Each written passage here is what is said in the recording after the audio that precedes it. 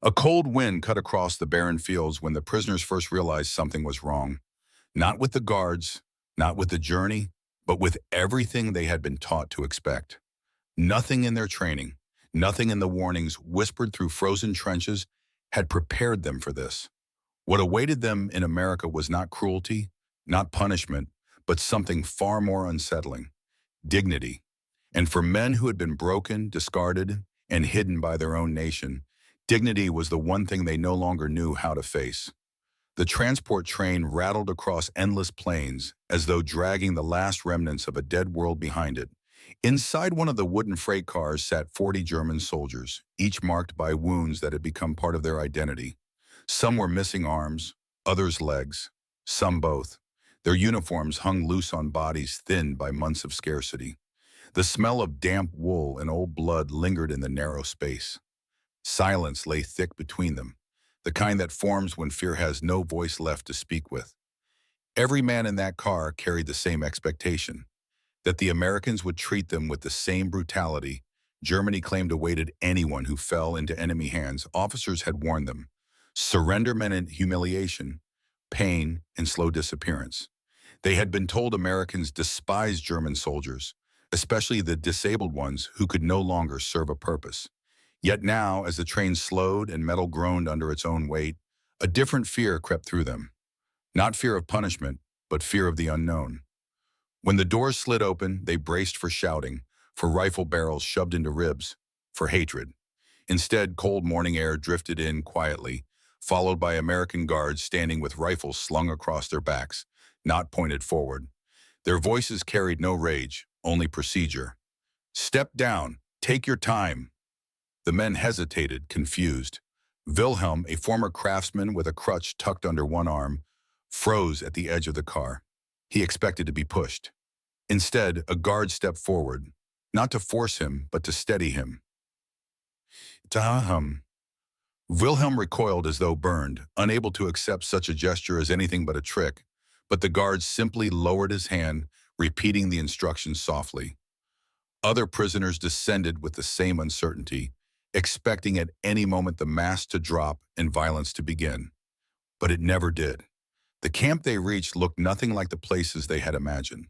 There were guard towers and fences, yes, but the grounds were swept clean. The barracks stood straight, not sagging under neglect.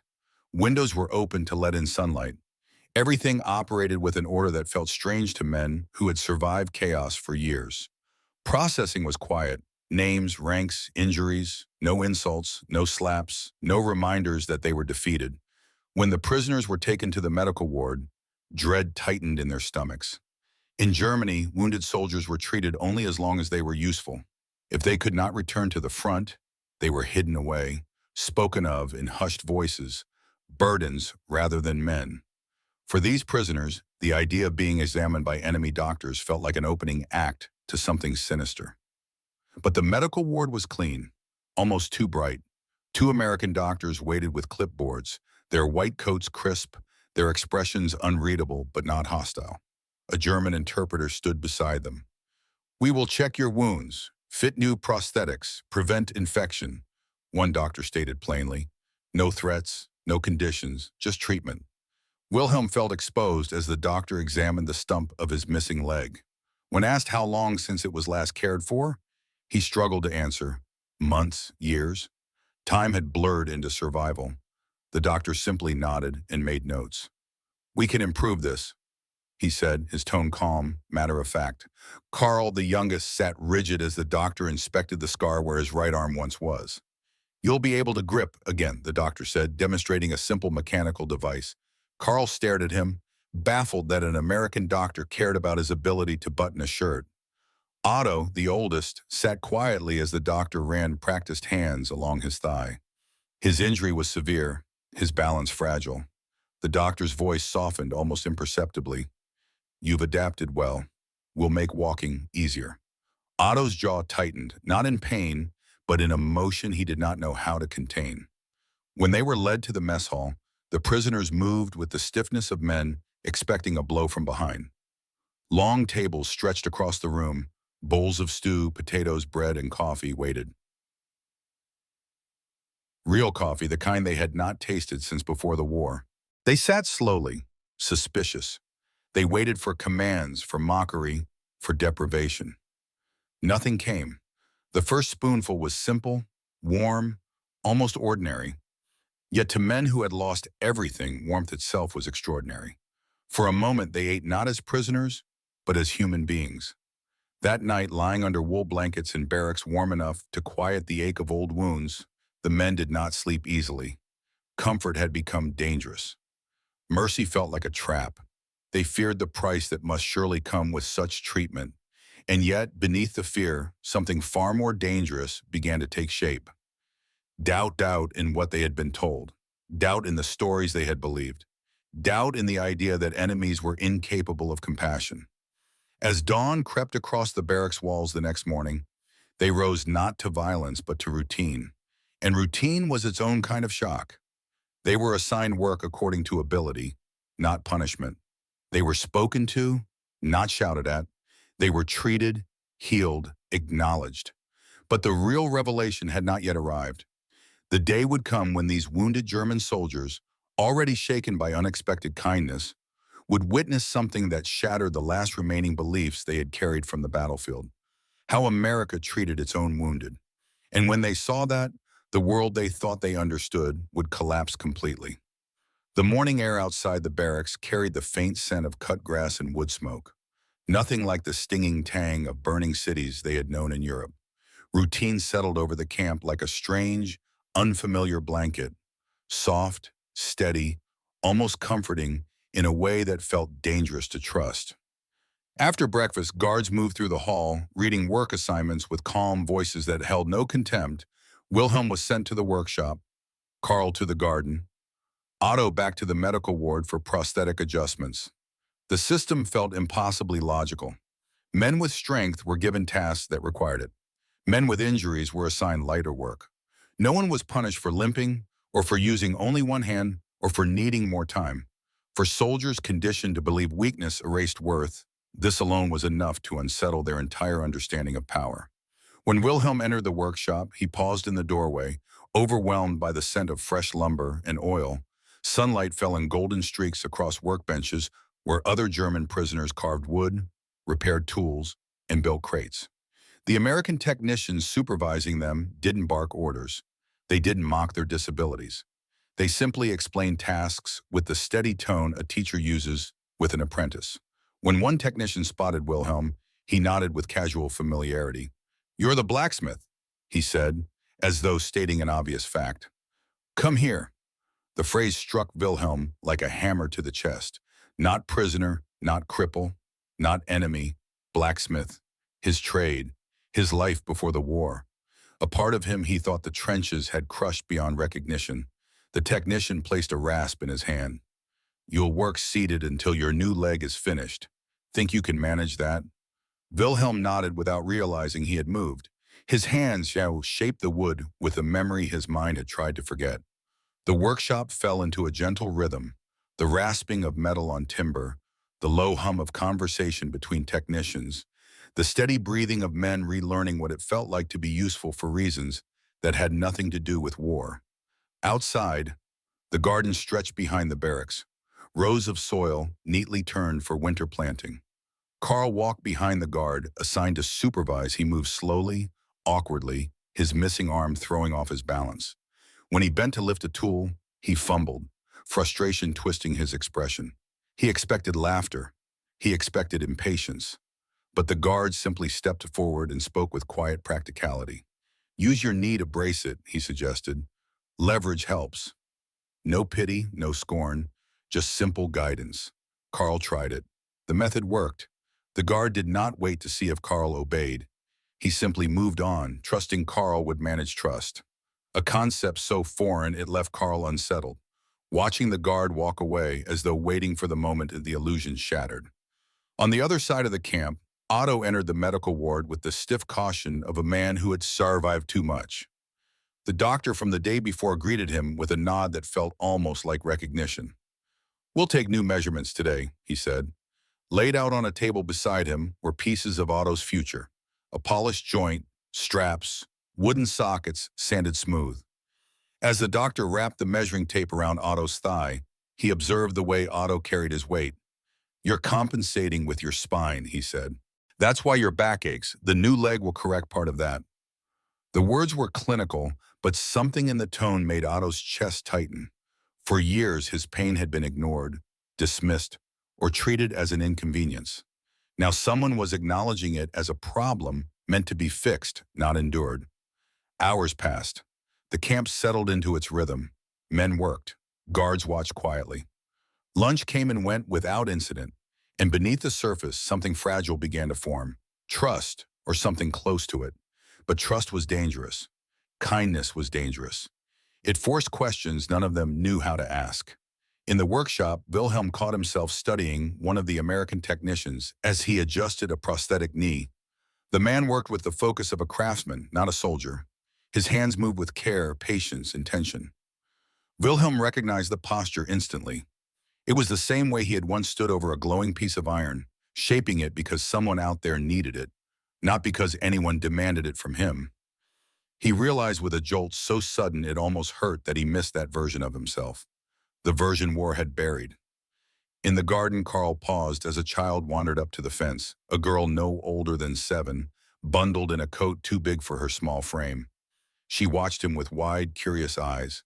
Then she smiled and waved as though waving at any ordinary man doing an ordinary task. Carl froze, stunned. The guard said nothing, did nothing, simply letting the moment exist. So Carl lifted his remaining hand and waved back, the motion shaky, uncertain. The child giggled and ran off. Carl stared after her as though the innocence of that simple gesture had cracked something open inside him. And in the medical ward, Otto stood on a new temporary prosthetic. The doctor placed a steadying hand at his back, not to hold him up, but to let him know he wasn't alone. Otto took one step, then another. The third came easier. A breath escaped him, sharp and unsteady, like a locked door opening after years in darkness. That evening, the 3 men sat together again at supper. They did not speak. They did not need to. The change in them hung in the air. Quiet, hesitant, but unmistakable. They had not been beaten. They had not been degraded. They had been treated like men. And that truth was more shocking than any cruelty could have been, but the greatest shock was still coming. The day they would leave the camp to work in a nearby town and witness with their own eyes how America treated its own wounded, was a day that would tear apart the last remnants of what they believed to be true.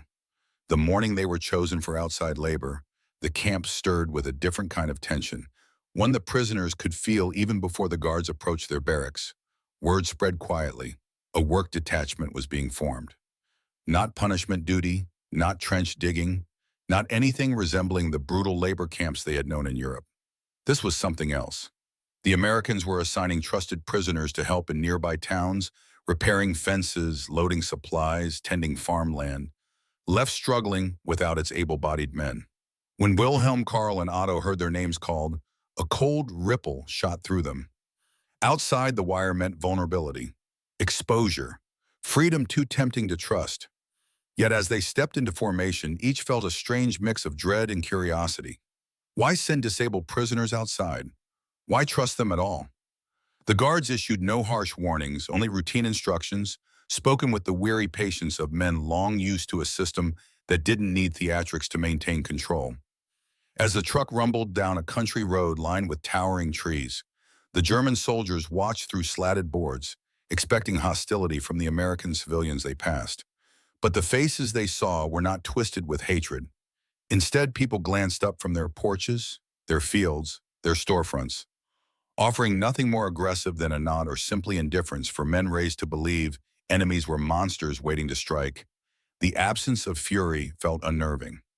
The truck finally stopped in front of a small rural town. Wooden buildings clustered along the main street. Smoke drifted from chimneys. It looked untouched by the ruin that had consumed Europe. But what struck the prisoners most was not the peace. It was the silence of loss that echoed through the town. Windows bore gold stars. Doors carried ribbons. Photographs of fallen soldiers hung in shop windows. America, too, had paid a price, and the town's quiet reverence was unmistakable. The guards led the prisoners to a large barn that needed repairs. Tools were laid out, hammers, saws, nails. Wilhelm's fingers twitched with the muscle memory of a craftsman. Carl scanned the structure, recognizing simple tasks he could complete one-handed. Otto, with his newly fitted leg, stood taller than he had in months. The American foreman overseeing the job spoke plainly, pointing to beams and broken planks. Do what you can. Work steady. Don't rush. No threats, no suspicion. Just instruction, as though he were addressing hired workers rather than former enemies. As Wilhelm inspected the damaged frame, an elderly American man approached, leaning heavily on a cane. His leg ended just below the knee, the trousers neatly folded over a polished prosthetic. Wilhelm stared, unable to hide his shock. Here was an American veteran, wounded like them, yet he stood with pride, not hidden away like a shameful reminder of defeat. The old man noticed Wilhelm's gaze and gave a small, acknowledging nod. Lost it at Anzio, he said simply, as though discussing the weather. He tapped the wooden frame with his cane. Used to build barns before the war. Want some advice? Wilhelm could barely form words. A German POW receiving advice from an American veteran felt like the world folding in on itself. Yet the old man proceeded anyway, explaining where to reinforce the joints, how to support the weight properly, his tone filled with the calm authority of experience. Wilhelm listened, absorbing every word, his chest tight with a feeling he could not name. Respect, perhaps, or the sting of realizing how differently wounded men were treated here. Meanwhile, Carl worked near the tool bench, struggling to lift a wooden slat. A local woman noticed and stepped forward without hesitation. Here, she said gently, steadying the board while Carl secured it with his remaining hand. He stiffened, expecting fear or anger, but she only nodded once he finished. My brother came home without his arm, too, she murmured before walking away, leaving Carl rooted in place. Otto, adjusting to his new leg, slowly climbed a ladder to replace loose shingles. An American soldier, also missing his left arm, held the base steady. Take your time, the soldier said, looking up with a half smile. First week with mine was hell. Otto froze the soldier's uniform, his missing limb, his casual acceptance of his injury. It all contradicted everything Otto had been taught. In Germany, disabled soldiers were hidden, discarded, silenced. Here they worked openly, lived openly, were part of their communities. As the day went on, the German prisoners observed more. At the general store, an American veteran with a prosthetic leg was helping move crates. At the post office, another veteran sorted mail with one hand and chatted cheerfully with neighbors. Not once did anyone treat them as burdens. Not once did anyone look away in discomfort. These men, these wounded Americans, were not hidden. They were embraced, honored, needed. The realization hit the German prisoners with unsettling force. In America, disability did not erase a man's worth. It did not make him weak or disposable. Here, a man was measured by the life he continued to build, not the pieces he had lost. When the workday ended and the guards called them back to the truck, Wilhelm lingered for a moment, staring at the barn they had repaired. The old American veteran approached once more, offering a simple farewell. Good work today. Good work. Not for a prisoner, not for a cripple, but for a man. As the truck pulled away, the town growing smaller behind them, none of the German soldiers spoke. They sat in heavy silence, each wrestling with the same realization. Everything they had believed about enemy cruelty, about how the world viewed the broken and disabled, had been shattered in one afternoon. And deeper still, a question began to take root, one none of them dared speak aloud. If the people they were taught to hate could show such humanity, then what did that say about the war they had fought and the nation that had abandoned them the moment they became inconvenient? The truck rolled on, carrying them back toward the camp. But the men who rode in its wooden bed and were not the same ones who had arrived that morning. Something had changed, something irreversible. And soon that change would collide with their final, most shocking discovery, one that would redefine their understanding of mercy, loyalty, and the meaning of being human.